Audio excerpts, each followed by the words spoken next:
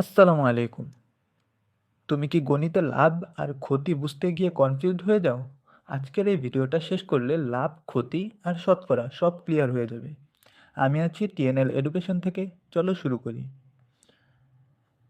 প্রথমে আমরা বুঝি যে আমরা যখন কোনো জিনিস কিনি আর পরে বিক্রি করি, তখন তিনটা শব্দ সবচেয়ে বেশি ব্যবহৃত হয়: ক্রয় মূল্য, বিক্রয় মূল্য আর লাভ বা ক্ষতি। আজ আমরা খুব সহজভাবে এগুলো বুঝবো। প্রথমে আমরা ক্রয়মূল্য ও বিক্রয়মূল্য সম্পর্কে কিছুটা ধারণা নিয়ে নিই। ধরা যাক তুমি একটা কলম 100 টাকায় কিনলে।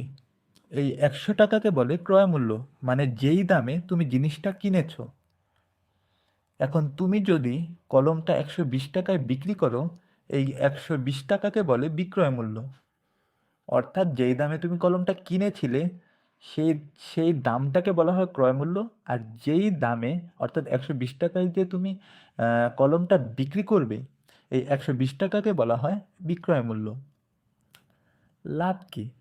যদি বিক্রয় মূল্য ক্রয় মূল্যের চেয়ে বেশি হয়, তাহলে তাকে লাভ বলে। উদাহরণের মাধ্যমে আমরা দেখে নিই বিষয়টা। ক্রয় মূল্য 100 টাকা, বিক্রয় মূল্য 120 টাকা।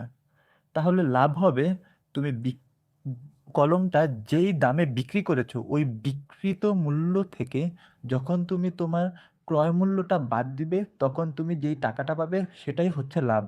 এখানে তোমার বিক্রয় মূল্য ছিল 120 টাকা আর ক্রয় মূল্য ছিল 100 টাকা। এই 120 টাকা থেকে ক্রয় মূল্য 100 টাকা বাদ দেওয়ার পর 20 টাকা থাকে, আর এই 20 টাকাই হচ্ছে তোমার লাভ। ক্ষতি কি? এবার উল্টোটা ভাবো। তুমি যদি 100 টাকায় কিনে তোমার পকেট থেকে 100 টাকা দিয়ে একটা কলম কিনলে, সেই কলমটা তুমি আরেকজনের কাছে বা আরেকটা জায়গায় বিক্রি করলে 90 টাকায়। তাহলে বিক্রয় মূল্য কম, মানে তুমি কম টাকায় বিক্রি করেছো।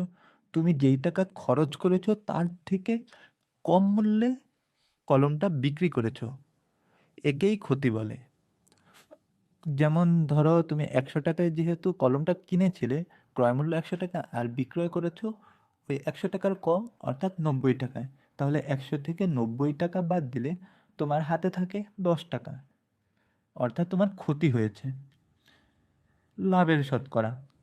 পরীক্ষায় সবচেয়ে বেশি আসে লাভের শতকরা। ফর্মুলাটা খুব সহজ। লাভের শতকরা ইকুয়াল লাভ ভাগ ক্রয়মূল্য গুণ 100। আমাদের আগের উদাহরণের মাধ্যমে আমরা বুঝে নেই বিষয়টা। লাভ ছিল 20 টাকা, ক্রয় মূল্য ছিল 100 টাকা। ঠিক আছে? তাহলে 20কে, অর্থাৎ লাভকে যদি তুমি তোমার ক্রয় মূল্য দিয়ে ভাগ দাও, তারপর গুণ 100 দাও, তাহলে যেই পার্সেন্টেজ মান বের হবে সেটাই হচ্ছে তোমার লাভের শতকরা। তুমি যখন যে কোনো ধরনের শতকরার অঙ্ক করবে, অবশ্যই তোমাকে সূত্রে 100 গুণ দিতে হবে, কারণ শতকরা বের করার এটাই একটা নিয়ম। পরীক্ষার টিপস। পরীক্ষায় লেখার সময় খেয়াল রাখবে, আগে ক্রয় মূল্য লিখবে, তারপর বিক্রয় মূল্য, শেষে ফর্মুলা বসাবে। তাহলে আজ আমরা শিখলাম ক্রয় মূল্য কি, বিক্রয় মূল্য কি, লাভ ও ক্ষতি, লাভের শতকরা। ভিডিওটা যদি বুঝতে সাহায্য করে থাকে তাহলে অবশ্যই লাইক দাও। এসএসসি আর এইচএসসি এর এমন সহজ ক্লাস পেতে টিএনএল এডুকেশন চ্যানেলটা সাবস্ক্রাইব করো।